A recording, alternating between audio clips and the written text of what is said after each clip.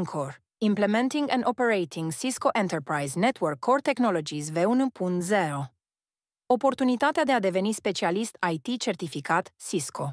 Cursul Cisco Encore este primul pas către obținerea a 4 noi certificări Cisco pentru specialiști IT. Certificarea CCNP Enterprise înlocuiește certificarea CCNP Routing and Switching Certification.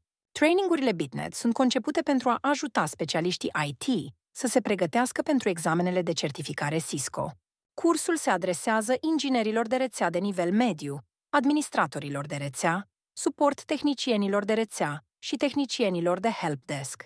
Implementing and Operating Cisco Enterprise Network Core Technologies oferă cunoștințe și abilități esențiale pentru configurarea, depanarea și administrarea rețelelor Enterprise. Participanții vor învăța despre arhitectura rețelei Enterprise Cisco, rutele de comutare Cisco, implementarea conectivității LAN Campus și multe altele. Nu rata această oportunitate. Pentru detalii și înscrieri, vizitează bitnet.ro.